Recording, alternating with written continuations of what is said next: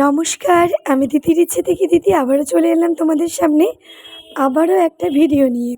আশা করছি তোমরা সবাই খুব ভালো আছো, আমরাও ভালো আছি।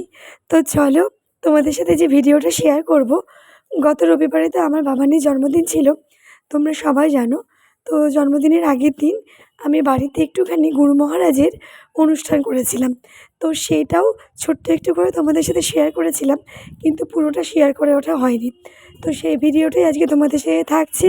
যদি তোমাদের ভালো লেগে থাকে তাহলে কিন্তু অবশ্যই একটা লাইক, কমেন্ট আর ছোট্ট করে সাবস্ক্রাইব করে দিও। তো চলো তোমরা দেখতে থাকো।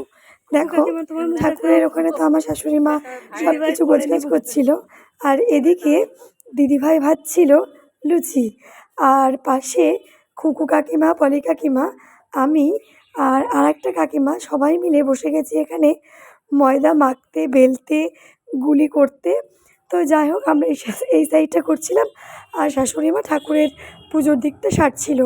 তো এই সমস্ত কিছু করে নিয়ে সবাই মিলে, মানে আমাদের যেহেতু ভারত সেবাশ্রমের পুজো হয় আর কি, আমাদের গুরু মহারাজ পরমানন্দজি মহারাজ, তো সেই কারণে আমাদের শাশুড়ি মায়ের যে সব গুরু ভাই বোনরা আছে বা মাতৃমণ্ডলের যে সদস্যরা, মানে মায়েদের যে একটা গ্রুপ আছে সেটা হচ্ছে মাতৃমণ্ডলী।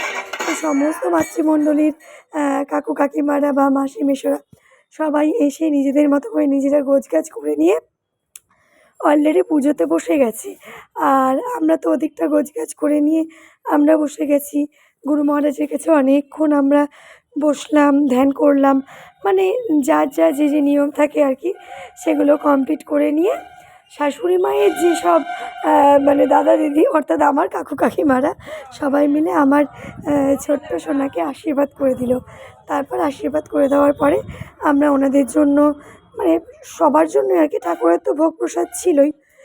যেরকম করা হয়েছিল হচ্ছে ফল ছিল, তার সাথে ছিল লুচি, পায়েস আর জিলাপি। যেহেতু বাবানের জন্মদিনের জন্যই পুজো দেওয়া, সেহেতু লুচি পায়েসটা তো থাকবেই বলো। তো এই সব কিছু মিলিয়ে পুজোটা ছোটোখাটো করে খুব সুন্দরভাবেই আমরা করতে পেরেছি। তো যাই হোক, তোমরা দেখতে থাকো, আশা করছি তোমাদের ভিডিওটা ভালো লাগবে। তো চলো তোমরা দেখতে থাকো।